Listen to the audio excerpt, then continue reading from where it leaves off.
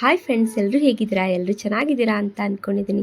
Friends, ಇವತ್ತಿನ ರೆಸಿಪಿಲಿ ನಾನು ಕರ್ಬೂಜ ಹಣ್ಣಿನ ಐಸ್ ಕ್ರೀಮ್ನ ಮನೆಯಲ್ಲೇ ತುಂಬ ಸಿಂಪಲಾಗಿ ಮಾಡೋದು ಹೇಗೆ ಅಂತ ತೋರಿಸ್ಕೊಡ್ತಾ ಇದ್ದೀನಿ. ತುಂಬ ಸಿಂಪಲಾಗಿ ಮನೆಯಲ್ಲೇ ನಾವು ಕರ್ಬೂಜ ಹಣ್ಣಿನ ಐಸ್ ಕ್ರೀಮ್ನ ಮಾಡ್ಕೊಳ್ಬೋದು.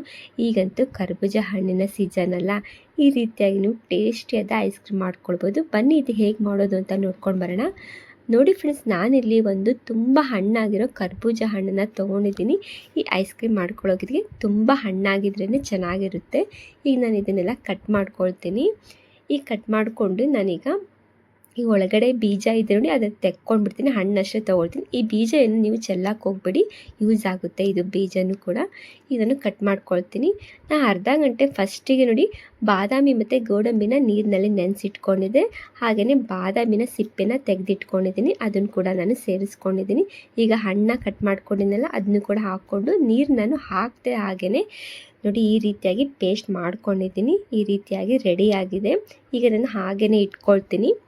ನಂತರ ಈಗ ನಾನು ಹಾಲನ್ನ ತೊಗೊಂಡಿದ್ದೀನಿ. ಹಾಲು ಬಂದುಬಿಟ್ಟು ನಾನು ಆದಿತ್ಯ ಮಿಲ್ಕ್ ತೊಗೊಂಡಿದ್ದೀನಿ. ನಿಮ್ಗೆ ಯಾವ್ದು ಬೇಕಾದರೂ ತೊಗೊಳ್ಬೋದು.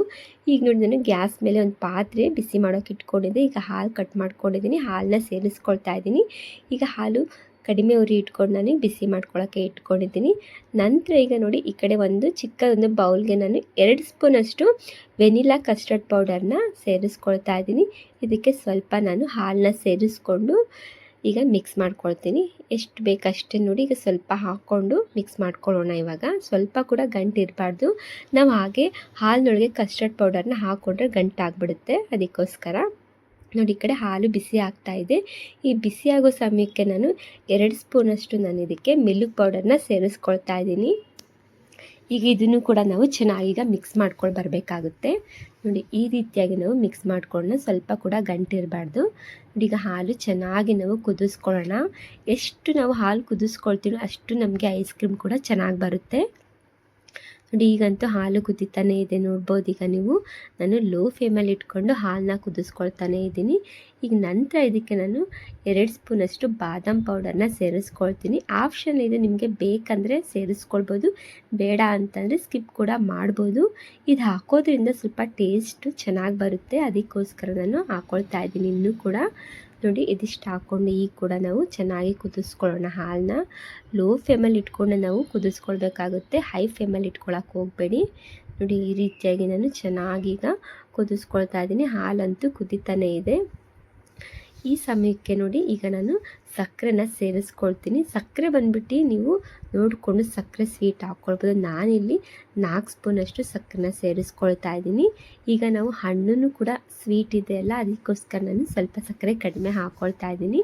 ಈಗ ಸಕ್ಕರೆ ಸೇರಿಸ್ಕೊಂಡು ಮಿಕ್ಸ್ ಮಾಡ್ಕೊಂಡಿದ್ದೀನಿ. ನಂತರ ನಾವು ಆಗಲೇ ಕಸ್ಟರ್ಡ್ ಪೌಡರ್ನ ಮಿಕ್ಸ್ ಮಾಡ್ಕೊಂಡಿದ್ವಿ ನೋಡಿ, ಅದನ್ನು ಕೂಡ ಈ ಸಮಯಕ್ಕೆ ಸೇರಿಸ್ಕೊಂಡು ಚೆನ್ನಾಗೀಗ ನಾವು ಮಿಕ್ಸ್ ಮಾಡ್ಕೊಳ್ಬೇಕಾಗುತ್ತೆ. ಈ ಕಸ್ಟರ್ಡ್ ಪೌಡರ್ ಹಾಕ್ಕೊಂಡು ನಂತರ ನಾವು ಕೈ ಬಿಡಬಾರ್ದು, ಹಾಗೆಯೇ ನಾವು ಮಿಕ್ಸ್ ಮಾಡ್ಕೊಳ್ತಾನೆ ಇರಬೇಕು. ನೋಡಿ ಸ್ವಲ್ಪ ಕೂಡ ಕೈ ಬಿಡದೆ ದಾರಾಗೆ ನಾವು ಮಿಕ್ಸ್ ಮಾಡ್ಕೊಳ್ತಾನೆ ಇರಬೇಕಾಗುತ್ತೆ. ನಾವೀಗ ಹಾಲು ಕುದೀತಾ ಗಟ್ಟಿ ಆಗುತ್ತೆ. ನಂತರ ನೋಡಿ ಈ ರೀತಿಯಾಗಿ ಕುದಿಸ್ಕೊಂಡಿದ್ದೀನಿ. ಇದಾದ ನಂತರ ಈಗ ನಾನು ಫಸ್ಟೇ ನೋಡಿ ಬಾದಾಮಿ ಮತ್ತು ಗೋಡಂಬಿ ಹಾಗೆಯೇ ಕರ್ಬೂಜ ಹಣ್ಣು ಪೇಸ್ಟ್ ಮಾಡಿ ಇಟ್ಕೊಂಡಿದ್ದೆ ನೋಡಿ, ಅದನ್ನು ಕೂಡ ಈಗ ಸೇರಿಸ್ಕೊಂಡಿದ್ದೀನಿ. ಈಗ ಅದನ್ನು ಕೂಡ ಸೇರಿಸ್ಕೊಂಡಿದ್ದ ನಂತರ ಈಗ ನೋಡಿ ಪೂರ್ತಿಯಾಗಿ ನಾವು ಕೈ ಬಿಡಬಾರ್ದು, ಮಿಕ್ಸ್ ಮಾಡ್ಕೊಳ್ತಾನೆ ಇರಬೇಕು ಸ್ಪೂನಿಂದ. ನೋಡಿ ಈಗ ಗಟ್ಟಿ ಆಗ್ತಾ ಬರ್ತಾನೆ ಇರುತ್ತೆ, ಕೈ ಬಿಡಬಾರ್ದು, ಹಾಗೆ ನಾವು ಮಿಕ್ಸ್ ಮಾಡ್ಕೊಳ್ತಾನೆ ಇರೋಣ. ನೋಡಿ ಪೂರ್ತಿಯಾಗಿ ಈ ರೀತಿಯಾಗಿ ನಾನು ಕುದಿಸ್ಕೊಂಡಿದ್ದೀನಿ. ನೋಡಿದ್ರಲ್ಲ ಫ್ರೆಂಡ್ಸ್, ಈಗ ಈ ರೀತಿಯಾಗಿ ಕುದಿಸ್ಕೊಂಡಿದ್ದೀನಿ. ಈಗ ಪೂರ್ತಿಯಾಗಿ ಈಗ ತಣ್ಣಗಾಗಬೇಕು. ಇದು ಪೂರ್ತಿಯಾಗಿ ಈಗ ರೆಡಿಯಾಗಿದೆ. ತಣ್ಣಗಾದ ನಂತರ ನಾವು ಇದನ್ನು ಮಿಕ್ಸರ್ ಮಾಡ್ಕೊಳ್ಬೇಕಾಗುತ್ತೆ. ಈಗ ತುಂಬಾ ಬಿಸಿ ಇದೆ. ಪೂರ್ತಿಯಾಗಿ ಈಗ ತಣ್ಣಗಾದ ನಂತರ ಈಗ ಮಿಕ್ಸರ್ ಮಾಡ್ಕೊಳ್ಳೋಣ. ನಾವು ಹಾಗೆಯೇ ಬಿಟ್ಬಿಡೋಣ. ಈಗ ನೋಡ್ತಾ ಇದ್ದೀರಲ್ಲ ಫ್ರೆಂಡ್ಸ್, ಈಗ ಪೂರ್ತಿಯಾಗಿ ತಣ್ಣಗಾಗಿದೆ ನೋಡಿ, ಈ ರೀತಿಯಾಗಿದೆ. ಈಗ ನಾನು ಮಿಕ್ಸರ್ಗೆ ಹಾಕ್ಕೊಂಡು ಈಗ ನಾನು ಇದನ್ನು ಇನ್ನೊಂದು ಸಲ ಈಗ ನಾನು ಮಿಕ್ಸರ್ ಮಾಡ್ಕೊಂಡು ಬರ್ತೀನಿ. ನೀವು 2 ಸಲಿನಾದರೂ ಹಾಕ್ಕೊಳ್ಬೋದು, ನಾನು 1 ಸಲಿನಾದರೂ ಹಾಕ್ಕೊಳ್ತಾ ಅಂದರೆ ಪೂರ್ತಿಯಾಗಿ 1 ಸಲಿನೇ ಹಾಕ್ಕೊಂಡಿದ್ದೀನಿ ನೋಡಿ. ಅಷ್ಟು ಕೂಡ ಈ ರೀತಿಯಾಗಿ ರೆಡಿಯಾಗಿದೆ. ನೋಡ್ತಿದ್ದಿರಲ್ಲ ಯಾವ ರೀತಿಯಾಗಿ ಮಿಕ್ಸರ್ ಮಾಡ್ಕೊಂಡು ಬಂದಿದ್ದೀನಿ ಅಂತ. ನಾನಿಲ್ಲೀಗ ಟಿಫನ್ ಬಾಕ್ಸ್ಗೆ ಸೇರಿಸ್ಕೊಳ್ತಾ ಇದ್ದೀನಿ. ನೋಡಿ ಈ ರೀತಿಯಾಗಿ ಒಂದು ಟಿಫನ್ ಬಾಕ್ಸ್ ಇಟ್ಕೊಂಡಿದ್ದೀನಿ. ನಿಮಗೆ ಇದರಲ್ಲಿ ಬೇಡ ಅಂತಂದರೆ ಪ್ಲಾಸ್ಟಿಕ್ ಬಾಕ್ಸ್ ಇರುತ್ತೆ ನೋಡಿ, ಅದರಲ್ಲಿ ಕೂಡ ನೀವು ಸೇರಿಸ್ಕೊಳ್ಬೋದು. ನೋಡಿ ಈ ರೀತಿಯಾಗಿ ನಾನು ಸೇರಿಸ್ಕೊಳ್ತಾ ಇದ್ದೀನಿ ಬಾಕ್ಸ್ ಒಳಗೆ. ನೋಡಿ ಎಷ್ಟು ಬೇಕಷ್ಟು ನಾವು ಹಾಕ್ಕೊಳ್ಬೋದು. ನಾನು ಇದಿಷ್ಟು ಹಾಕ್ಕೊಂಡಿದ್ದೀನಿ, ಇನ್ನೊಂದು ಸ್ವಲ್ಪ ಉಳಿಸ್ಕೊಂಡಿದ್ದೀನಿ. ಇನ್ನೊಂದು ಸ್ವಲ್ಪ ನಾನು ಕುಲ್ಫಿ ಮೌಲ್ಡ್ ಇದೆ ಅದರೊಳಗೆ ಸೇರಿಸ್ಕೊಳ್ತೀನಿ. ನೋಡಿ ಈ ರೀತಿಯಾಗಿ ಹಾಕ್ಕೊಂಡ ನಂತರ ಹಾಗೆ ನಾವು ಬಾಕ್ಸ್ ಮುಚ್ಚಬಾರ್ದು. ಈ ರೀತಿಯಾಗಿ ಏನಾದರೂ ಪ್ಲಾಸ್ಟಿಕ್ ಕವರ್ನ ನಾವು ಮುಚ್ಕೊಳ್ಬೇಕಾಗುತ್ತೆ. ಮುಚ್ಚಿದ ನಂತರ ನಾವು ಮುಚ್ಕೊಳ್ಬೇಕಾಗತ್ತೆ. ನೋಡಿ ಈ ರೀತಿಯಾಗಿ ನಾನು ಮುಚ್ಕೊಳ್ತೀನಿ. ನೋಡಿದ್ರಲ್ಲ, ಇದನ್ನು ಹಾಗೇ ಇಟ್ಕೊಳ್ಳೋಣ. ನೋಡಿ ಮುಚ್ಕೊಂಡಿದ್ದೀನಿ ಈಗ ಫಿಟ್ಟಾಗಿ. ಈಗ ನೆಕ್ಸ್ಟ್ ಇದನ್ನ ಹಾಗೆ ಇಟ್ಕೊಂಡ ನಂತರ ಈಗ ನೋಡಿ ಮನೆಯಲ್ಲಿ ನಾನು ಕುಲ್ಫಿ ಮೌಲ್ಡ್ ಇದೆ, ಈ ರೀತಿಯಾಗಿ ನಾನು ಕುಲ್ಫಿ ಮೌಲ್ಡ್ಗೆ ಸೇರಿಸ್ಕೊಳ್ತಾ ಇದ್ದೀನಿ ಎಲ್ಲವನ್ನು ಕೂಡ. ನಿಮಗೆ ಇದೆಲ್ಲ ಹಾಕ್ಕೊಳ್ಳೋದು ಇಲ್ಲ ಅಂತ ಅಂದರೆ ನಾವು ಕಾಫಿ ಟೀ ಕುಡಿತೀವಿ ನೋಡಿ, ಅದರಲ್ಲಿ ಕೂಡ ನೀವು ಹಾಕ್ಕೊಳ್ಬೋದು. ನೋಡಿ ಈ ರೀತಿಯಾಗಿ ಹಾಕ್ಕೊಂಡ ನಂತರ ಈಗ ನಾನು ಕ್ಲೋಸ್ ಮಾಡ್ಕೊಳ್ತಾ ಇದ್ದೀನಿ. ಇದನ್ನೆಲ್ಲ ನಾವು ಹಾಕಿದ ನಂತರ ನಾವು ಫ್ರೀಝರಲ್ಲಿ ಪೂರ್ತಿಯಾಗಿ ನಾವು ರಾತ್ರಿ ಮಾಡಿಕೊಂಡು ಬೆಳಗ್ಗೆ ಅಂದರೆ ಇದು ನೀವು 10 ಅವರ್ ಆದ್ರೂ ಹಾಕಿ ಇಟ್ಕೊಳ್ಬೋದು, ಫ್ರಿಜ್ಜಲ್ಲಿ ಇಟ್ಕೊಂಡು ತೆಗಿಬೋದು. ನಾನು ರಾತ್ರಿ ಮಾಡಿಕೊಂಡು ಬೆಳಗ್ಗೆ ನಾನು ತೆಕ್ಕೊಳ್ತೀನಿ. ಈಗ ಪೂರ್ತಿಯಾಗಿ ರಾತ್ರಿ ಆದ ನಂತರ ನಾನು ಬೆಳಗ್ಗೆನೇ ಇದನ್ನು ತೆಕ್ಕೊಳ್ತೀನಿ. ಈಗ ನೋಡಿ ಈ ರೀತಿಯಾಗಿ ಕ್ಲೋಸ್ ಮಾಡಿ ಇಟ್ಕೊಂಡಿದ್ದೀನಿ ಫ್ರೆಂಡ್ಸ್, ನೋಡ್ತಾ ಇದ್ದಿರಲ್ಲ. ಇದು ನಾನು ಇಷ್ಟು ಈಗ ನಾನು ಬಾಕ್ಸಲ್ಲಿ ಹಾಕ್ಕೊಂಡಿದ್ದೆ ನೋಡಿ, ಇದನ್ನು ಕೂಡ ನಾನೀಗ ಫ್ರೀಝರಲ್ಲಿ ಓವರ್ ನೈಟು ಇಟ್ಕೊಳ್ತೀನಿ. ಈಗ ಮಾರ್ನಿಂಗ್ ಆಗಿದೆ ನೋಡಿ ಯಾವ ರೀತಿಯಾಗಿ ಈಗ ಐಸ್ ಕ್ರೀಮು ಬಂದಿದೆ ಅಂತ ನೋಡೋಣ. ನೋಡ್ತಾ ಇದ್ದಿಲ್ಲ ಫ್ರೆಂಡ್ಸ್ ಈಗ ಹೇಗೆ ಬಂದಿದೆ ಅಂತ. ನೋಡಿ ಇನ್ನೂ ಸ್ವಲ್ಪ ಅದು ಗಟ್ಟಿ ಬರ್ತಾ ಇದೆ, ಅದಕ್ಕೋಸ್ಕರ ನೋಡಿ ಈಗ ತೆಗೆದು ತೋರಿಸ್ತಿದ್ದೀನಿ. ನೋಡಿದ್ರಲ್ಲ ಹೇಗೆ ಬಂದಿದೆ ಅಂತ. ವಾವ್, ಕುಲ್ಫಿ ಅಂತೂ ತುಂಬಾ ಚೆನ್ನಾಗಿ ಬಂದಿದೆ. ಕುಲ್ಫಿ ಐಸ್ ಕ್ರೀಮು ನೋಡ್ತಾ ಇದ್ದಿಲ್ಲ ಎಷ್ಟು ಚೆನ್ನಾಗಿ ಬಂದಿದೆ ಅಂತ. ತುಂಬಾ ಸಿಂಪಲ್ಲಾಗಿ ಕೇವಲ ಒಂದು ಕರ್ಬೂಜ ಹಣ್ಣಿನಿಂದ ಈ ರೀತಿಯಾಗಿ ಟೇಸ್ಟಿಯಾದ ಐಸ್ ಕ್ರೀಮ್ನ ಮನೆಯಲ್ಲೇ ನಾವು ರೆಡಿ ಮಾಡ್ಕೊಳ್ಬೋದಲ್ಲ.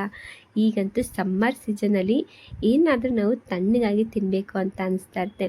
ಮಕ್ಕಳಿಗೆ ಈ ಥರ ಮಾಡಿಕೊಟ್ರೆ ತುಂಬಾ ಖುಷಿ ಪಡ್ಕೊಂಡು ಮಕ್ಕಳು ಮನೆಯಲ್ಲೇ ಐಸ್ ಕ್ರೀಮ್ನ ಮಾಡಿಸ್ಕೊಳ್ತಾರೆ. ಆ ರೀತಿಯಾಗಿ ಟೇಸ್ಟ್ ಅಂತೂ ತುಂಬಾ ಚೆನ್ನಾಗಿ ಬಂದಿತ್ತು. ಒಂದ್ಸಲ ನೀವು ಈ ವಿಧಾನದಲ್ಲಿ ಕರ್ಬೂಜ ಹಣ್ಣಿನ ಐಸ್ ಕ್ರೀಮ್ನ ಮನೆಯಲ್ಲೇ ಮಾಡ್ಕೊಂಡು ನೋಡಿ, ತುಂಬಾ ಚೆನ್ನಾಗಿ ಬರುತ್ತೆ. ನೋಡಿ ಫ್ರೆಂಡ್ಸ್ ಈಗಂತೂ ಇದು ರೆಡಿ ಆಗಿದೆ. ನೆಕ್ಸ್ಟ್ ನೋಡಿ ಈಗ ನಾನು ಬಾಕ್ಸ್ನಲ್ಲಿ ಹಾಕಿಟ್ಕೊಂಡಿದ್ನಲ್ಲ ಅದನ್ನು ಕೂಡ ತೆಗೆದು ತೋರಿಸ್ತೀನಿ ಹೇಗೆ ಬಂದಿದೆ ಅಂತ. ನೋಡಿ ವಾವ್, ಅದು ಕೂಡ ತುಂಬಾ ಚೆನ್ನಾಗಿ ಬಂದಿದೆ. ಈಗ ನಾನೀಗ ಒಂದು ಪ್ಲೇಟ್ಗೆ ತೆಕ್ಕೊಂಡು ಬಿಡ್ತೀನಿ. ನೋಡಿ ಎಷ್ಟು ಚೆನ್ನಾಗಿ ಬಂದಿದೆ ಅಂತ. ಆದರೆ ಟೇಸ್ಟ್ ಅಂತೂ ನೋಡ್ತಾ ಇದ್ದರೆ ಬಾಯಲ್ಲಿ ನೀರು ಬರ್ತಾ ಇದೆ. ಟೇಸ್ಟ್ ಕೂಡ ಹಾಗೆಯೇ ತುಂಬಾ ಚೆನ್ನಾಗಿತ್ತು. ನಾನಿಲ್ಲಿ ಸ್ವಲ್ಪ ಇದಕ್ಕೆ ಬಾದಾಮಿನ ಕಟ್ ಮಾಡಿ ಇಟ್ಕೊಂಡಿದ್ದೆ, ಅದನ್ನು ಕೂಡ ನೋಡಿ ಸೇರಿಸ್ಕೊಳ್ತಾ ಇದ್ದೀನಿ. ಹೇಗೆ ಬಂದಿದೆ ನೋಡಿ, ತುಂಬಾ ಚೆನ್ನಾಗಿತ್ತು. ಟೇಸ್ಟ್ ಅಂತೂ ನನಗಂತೂ ತುಂಬ ಇಷ್ಟ ಆಯಿತು. ಐಸ್ ಕ್ರೀಮ್ ಅಂತೂ ತುಂಬ ಚೆನ್ನಾಗಿ ಬಂದಿತ್ತು. ಒಂದ್ಸಲ ನೀವು ಈ ರೀತಿಯಾಗಿ ಮನೆಯಲ್ಲೇ ಐಸ್ ಕ್ರೀಮ್ನ ಮಾಡಿಕೊಡಿ, ಮಕ್ಕಳಿಗೆ ತುಂಬಾ ಖುಷಿ ಪಡ್ತಾರೆ, ತುಂಬ ಇಷ್ಟ ಆಗುತ್ತೆ ಎಲ್ಲರಿಗೂ ಕೂಡ. ನಾವು ಮನೆಯಲ್ಲೇ ಮಾಡಿರೋದು ಈ ರೀತಿಯಾಗಿ ಅಂತ ಯಾರಿಗೂ ಕೂಡ ಅನಿಸೋದಿಲ್ಲ. ಆ ರೀತಿಯಾಗಿ ಐಸ್ ಕ್ರೀಮ್ ಬಂದಿರುತ್ತೆ. ಒಂದ್ಸಲ ಈ ವಿಧಾನದಲ್ಲಿ ಟ್ರೈ ಮಾಡಿ ನೋಡಿ. ನೋಡಿದ್ರಲ್ಲ ಫ್ರೆಂಡ್ಸ್ ಯಾವ ರೀತಿಯಾಗಿ ಐಸ್ ಕ್ರೀಮ್ ರೆಡಿ ಆಗಿದೆ ಅಂತ. ಇವತ್ತಿನ ವಿಡಿಯೋ ನಿಮಗೆ ಇಷ್ಟ ಆದರೆ ಈ ವಿಡಿಯೋಗೊಂದು ಲೈಕ್ ಮಾಡಿ, ಹಾಗೆ ಕಮೆಂಟ್ ಮಾಡಿ, ಶೇರ್ ಮಾಡಿ. ಹೊಸಬ್ರು ಯಾರು ನೋಡ್ತಾ ಇದ್ದಿಲ್ಲ ಪ್ಲೀಸ್ ನನ್ನ ಚಾನಲ್ಗೆ ಸಬ್ಸ್ಕ್ರೈಬ್ ಮಾಡಿಕೊಂಡು ನೋಡಿ. ವಿಡಿಯೋ ಇಷ್ಟ ಆದರೆ ಲೈಕ್ ಮಾಡಿ, ಕಮೆಂಟ್ ಮಾಡಿ, ಶೇರ್ ಮಾಡಿ. ನೋಡಿ ಯಾವ ರೀತಿಯಾಗಿ ಕ್ರೀಮಿ ಬಂದಿದೆ ಅಂತ. Thank you for the watching. Okay, bye bye.